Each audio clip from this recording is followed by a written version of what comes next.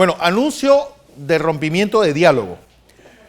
Pues cada vez más duros los cánticos de profesores a lo largo y ancho del país, ya no por sus reivindicaciones, sino contra el gobierno. Y esto en el marco de una huelga donde sigue, de una encuesta donde sigue la tendencia negativa del gobierno y donde, como decíamos ayer, cada vez se ve menos transparente. José Blandón. Buenos días, Fernando. Buenos días a toda nuestra audiencia. Fíjate, he notado mucho en la discusión de todo este tema educativo, como pasa siempre, opinamos y no leemos. Cuando se habla de la decisión que tomó el gobierno de la administración de Ricardo Martinelli con la ministra de ese entonces, la periodista Lucy Molinar, se decidió un aumento. Exacto. Pero el decreto que estipuló ese aumento, los aumentos a través del tiempo,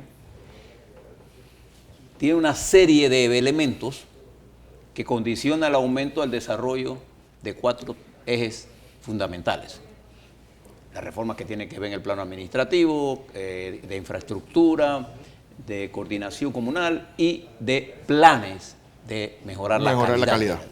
Las cuales tenían que llenar un requisito para hacerse acreedores a ese incremento. De manera que... Sí, no era una evaluación individual, sino una evaluación... Del colegio. Del colegio y como era un todo. Una idea novedosa. Y yo los invito a todos que se lean el decreto 155.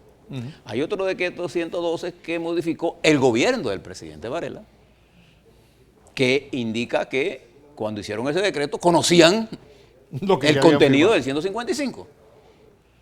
Entonces, ¿por qué yo le planteo esto? Porque es que debemos centrar la discusión donde es. ¿Y dónde está la discusión centrada ahora mismo? Los profesores y maestros insisten en que se dé cumplimiento al decreto 155. Hombre, ese decreto establece los mecanismos de cómo se hacen los ajustes, ¿no? Y logra los objetivos centrales de la transformación de la educación. Puede que el gobierno hoy no tenga los fondos, ya eso es otro tipo de problema que debiéramos discutir desde otra perspectiva. Pero veamos primero el documento, informémonos completo de esto. Y le voy a añadir lo siguiente. He estado mirando con preocupación la argumentación central, que es lo que está creando una crisis global con respecto a la función del Estado. Hay mucha gente más preocupada en mantener el balance presupuestario de los estados y tener grado de inversión que en resolver los problemas del pueblo. La función fundamental de un Estado es resolver los problemas de su población.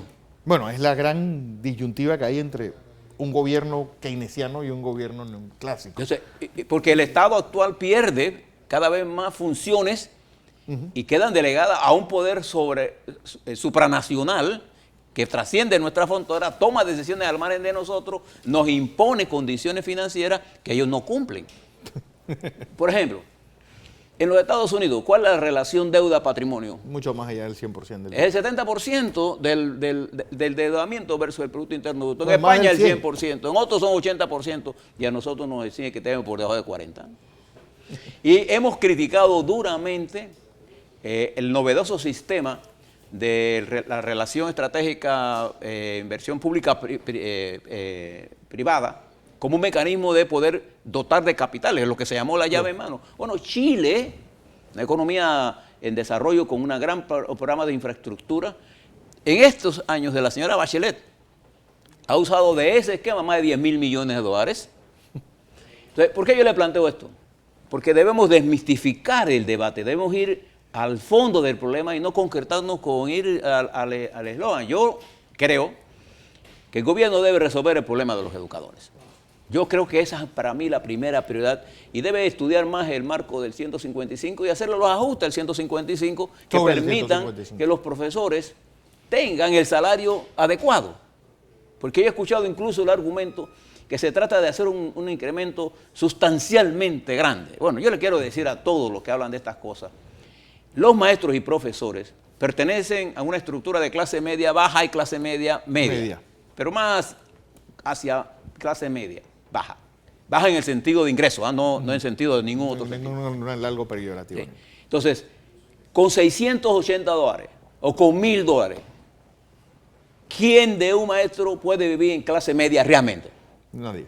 Es un obrero con unas serias limitaciones. Entonces, la propuesta de reestructuración, de aumentar los salarios, tiene varios objetivos y están contenidos en el decreto 155. Lo que pasa es que no nos lo hemos leído. Igual que pasa cuando vimos la guía ley 61. la ley 61 y las guías de orientación sexual. No nos leemos y opinamos de una vez. Entonces yo les invito a mirar esto, y invito al gobierno, y me alegra que estén en discusión, y ojalá, esto es un proceso de tira y jala. Aquí va a haber una negociación, démosle espacio a la negociación, pero escuchemos el argumento de los profesores y maestros, no seamos mezquinos y no antepongamos criterios financieros frente al desarrollo humano. Lo más importante en una sociedad, estimados dirigentes de este país, es el factor humano. No tiene ningún sentido ninguna política ni que las finanzas estén bien si el país está mal. Y una de las cosas que está mal es el salario que reciben nuestros maestros y profesores.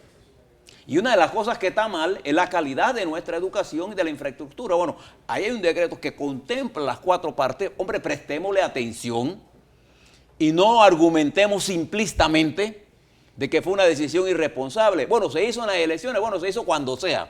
El gobierno del presidente Varela es presidente. Todas las decisiones que él tome serán válidas hasta el 30 de junio del año 2019. Y allende de ese día, es decir, lo que él firme hoy tendrá cumplido por el gobierno. Sí, pero son válidas tomadas ahí y tienen validez para el futuro. Sí. Si no, ¿qué sentido tienen los gobiernos? ¿Ya? Sí. Entonces, le digo esto porque además, miremos la situación política general.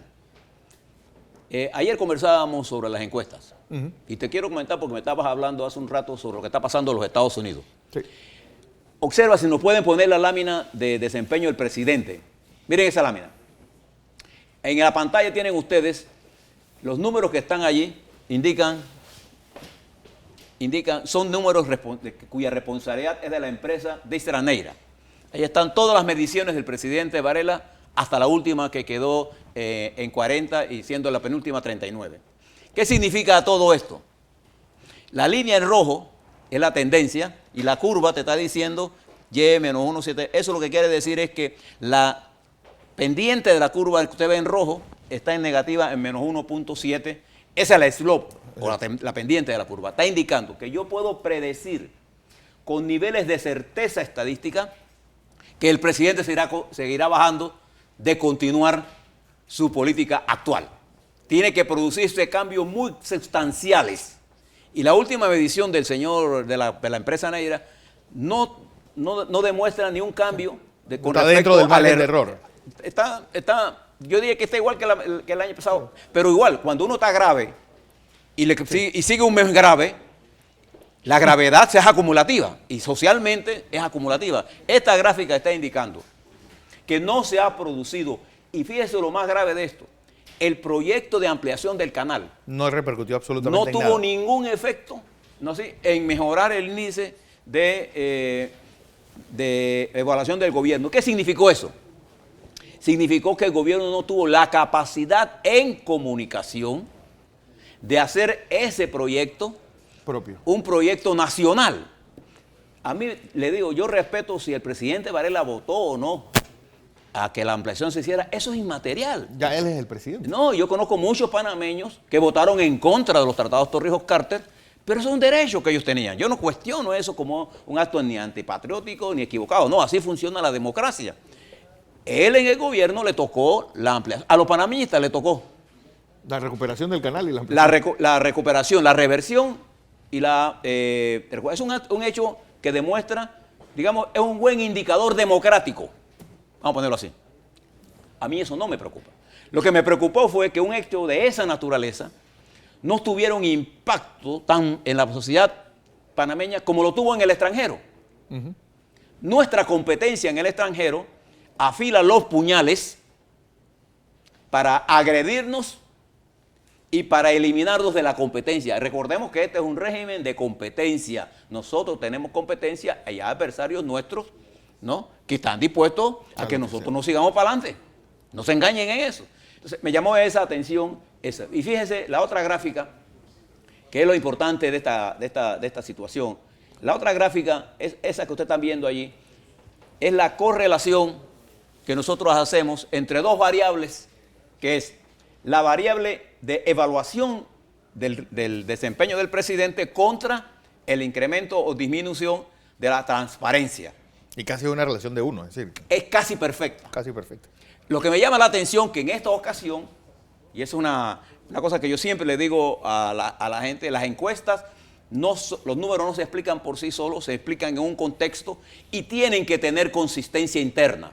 Es decir, sube 2 puntos la poca transparencia y sube por primera vez. Es la primera vez que la relación es positiva. Una relación de este tipo. Y eso me llama la atención, porque la correlación es de 0.93. Es decir, siempre deben bajar juntas. No necesariamente, pero como está dentro del margen de error, asumo que sigue siendo la falta de transparencia. Y cuando eso no quiero decir que el gobierno del presidente Varela es un gobierno de ladrones, no. Lo que pasa es que la percepción de transparencia en el elector es una actitud que incluye muchas cosas. Por ejemplo, si hizo una promesa y la cumplió o no. Por ejemplo, fíjese que la evaluación de gobierno en su conjunto es peor. Es peor todavía. Sí, la diferencia entre la positivo y negativo de gobierno que me da el índice en la evaluación de gobierno es de menos 24. De menos 24. El del presidente es de menos 14. Entonces, eso no es bueno. Eso está indicando varias cosas. Uno, que el discurso del gobierno se agotó. No está llegando. Y que el discurso de la transparencia nadie lo compra. Puede seguir insistiendo que este es un gobierno transparente, la gente no lo cree. Que el discurso de la división de poderes en Panamá tampoco lo creen. Entonces, ¿qué es el discurso que el gobierno tiene que utilizar? Bueno, el gobierno tiene que utilizar lo que está haciendo para resolver el problema de la gente. Claro. No existe una política de comunicación del gobierno de las cosas que hace. No existe. Hay un divorcio entre la comunicación del Estado y los medios de comunicación, que son, digamos, el elemento más importante en la divulgación de las políticas de Estado. Pero además hay un divorcio entre las estructuras del poder formal del Ejecutivo y las estructuras políticas, incluso de su propio colectivo. Esto es importante para traerlo a la situación interna. ¿Qué significa todo esto? El movimiento magisterial que está en las calles hoy, que pasa y que es esencialmente un movimiento reivindicativo, esa es su característica en este momento, se puede transformar en un movimiento de carácter político gremial, porque todavía no hay ningún partido político que pueda decir y que existe ninguna prueba, salvo los informes esos amañados que hacen las agencias de seguridad del Estado, siempre diciendo que allí estaba fulanito hablando con los maestros. Hombre, los maestros y profesores hablan con el que le da la gana, pero el movimiento está controlado por los dirigentes magisteriales, con una específica agenda, que son los puntos que ellos han planteado. Ir más allá de que si se trata de una conspiración, a mí me parece en buen panameño una pendejada. Y una irresponsabilidad. Entonces, lo que quiero plantear con esto es que el movimiento magisterial tiene en su seno una mayor capacidad de dinámica y de desarrollo que tiene una ofensiva de gobierno que ni voceros autorizados de alto nivel tienen en el debate nacional. Y si los ministros del presidente se va del país sin haber resuelto este problema, tendría que evaluar qué es lo que tiene que hacer en esto. Y fíjate ahora a lo que tú me decías anoche que estaba pasando en la convención. Si le explicas, sí. ¿Qué fue lo que tuviste para ver si compartes? Yo creo que ayer por primera vez, y ya si ves esta campaña de Trump, no está hablando de un candidato y de un partido, está hablando de un movimiento. Ayer en la convención republicana estaba el líder del Brexit y el líder de los holandeses en contra de la Unión Europea y del euro. El líder inglés. El líder inglés estaba ahí, pero también el líder holandés. El hombre que está pidiendo que Holanda salga de la Unión Europea. Es decir, un movimiento, si hubo indignados en el Magreb, parece que esta política traspasa fronteras y ha llegado al primer mundo. Y obviamente, si el primer mundo se enferma, Panamá tiene que resfriarse. Y tú sabes, yo creo que los maestros están liderando un movimiento realmente de que la sociedad está exigiendo cambios estructurales muy grandes. Sí, y lo que tú has notado una cosa que anoche estaba pasando, Sí. que yo no noto aquí en Panamá un análisis geopolítico de las estructuras de gobierno ni de los partidos para mirar esto que tú estás viendo. ¿Qué está pasando en los Estados Unidos en este momento? El fenómeno del señor Trump Un outsider total. es el fenómeno del antipartido, del antisistema, que con un discurso que apela al temor. Acuérdense que los pueblos se mueven por sentimientos negativos, Sí. sobre todo cuando la dirigencia formal no tiene la capacidad de transmitir el positivo. Entonces el señor Trump le arrebató a la estructura del Partido Republicano con un discurso ofensivo, un discurso diciendo las cosas que los sectores más conservadores querían decir. Pero nadie se atrevía a decirlo. Arrancó y le hizo un remesón al Partido Republicano y se lo tomó.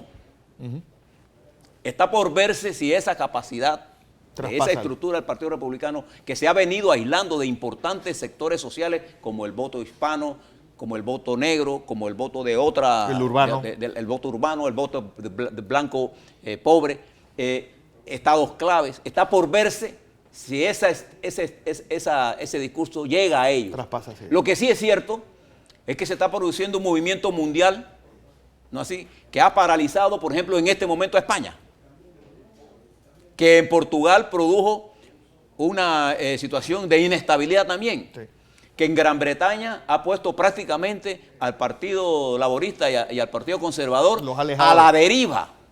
Entonces, cuando el mundo marcha a eso, y que ha llevado, por ejemplo, a Turquía a un golpe de Estado donde hoy el gobierno se va a convertir en un gobierno islámico de poder absoluto y dictatorial, Por 6 meses. y por 6 meses para que él se quede por siempre. Sí. Porque la purga que está haciendo él es muy parecida a la que hizo Suharto en Indonesia cuando liquidó más de 200.000 personas. Todo, y votando incluso ya casi 2.400 catedráticos de universidades públicas fueron despedidos. Y todos los jueces, porque él asume que eso lo hacía su anterior aliado, el clérigo Gay. el clérigo Gulen, y entonces todo lo que huela a él, según él, lo está eliminando y está dejando un Estado islámico en violación a los acuerdos que dieron nacimiento al nuevo Estado de Turquía a través de los acuerdos después de la derrota del Imperio Otomán en 1921. Entonces, observen todo lo que está pasando en el mundo, los movimientos que está habiendo en Holanda, en Escocia, en la propia Austria, los problemas que se están dando en Ucrania, los problemas que se están dando en algunos países y el incremento del nacionalismo como fuerza para anteponerse a las estructuras bipartidistas del mundo. O sea, nuestro país ahora vive una crisis política estructural. El presidente Varela tiene en sus manos los 12 meses más clave de su gobierno. Ya lleva consumido el primer mes de su tercer año y en medio de una huelga. Mi criterio político es que debiera el gobierno resolver este problema buscando un acuerdo con los educadores, no solamente en el plano de carácter reivindicativo, sino en el plano conceptual que está establecido en el decreto 155. Si yo me acuerdo que ese fue un decreto que incluso generó ronchas entre los educadores, porque algunos sectores educadores no estaban de acuerdo con ese sistema de evaluación, que es la primera semilla. Pero como nosotros tenemos la teoría de que todo lo que se hizo en el quinquenio pasado hay que destruirlo, entonces no queremos utilizar las cosas que tienen continuidad y que deben tener continuidad. Ese es un buen marco para negociar. Lo que yo parto del criterio es, no podemos negarle a los educadores y no podemos decir que si le aumentamos a $1.200, ese es un super salario. Sí. Porque en este país, un profesor y un maestro con un salario de esa naturaleza vive con un estándar de clase media baja. Y fíjese más lo que le voy a decir. Sí, pagando una hipoteca y la mitad... Y nos estamos engañando porque hemos dicho que nosotros hemos hecho una gran lucha contra la pobreza. Yo le quiero decir a ustedes que con $120 nadie sale de la pobreza en este país. Al contrario. La pobreza con esos $120 en Bocas del Toro son como $60 por los altos costos de todo. De todo. la gasolina, la medicina, etc. Entonces, nosotros no tenemos una política para salir de la pobreza. Tenemos una política para mantener a la gente pobre. Entonces, la única forma de hacerlo es sacando del ostracismo, de la marginalidad a los maestros y profesores. Sí, que es la clase media en el cual realmente es el gran colchón de un país. Claro, y que para que ellos lidericen con su conocimiento, con su participación, la transformación de la sociedad. La sociedad no se va a hacer sin educación. Esa es la simple verdad que tenemos que tener más. De manera que resumo esto, creo que el gobierno del presidente Varela enfrenta una situación importante, tiene una gran ventaja, que tenemos una economía relativamente sólida, pero debemos dejarnos de las críticas innecesarias y mirar la vida con objetividad y pragmatismo. El presidente Varela necesita resolver urgentemente esta crisis y tiene que haber un acuerdo con los educadores y los profesores en esta semana. Debería haber, si no lo quieren, prolónguelo y verán las consecuencias. Debería revisar su política de comunicación y tomar medidas urgentes para poder poner en sintonía lo que está haciendo con el pueblo. No se engañen, el panameño no tiene una visión. Ahí están los números, esos y los que ellos tienen, más los otros que no tenemos, nos indican que hay una percepción negativa del accionar del gobierno. Fíjese la palabra, percepción. ¿Qué es una percepción? Es una apreciación psicosocial sujeta a lo que el elector escuche.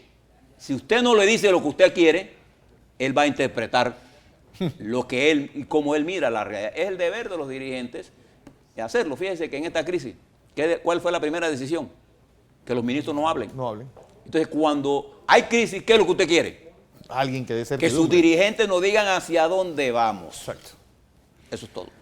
No hay que añadir nada más. José Blandón con su análisis de hoy.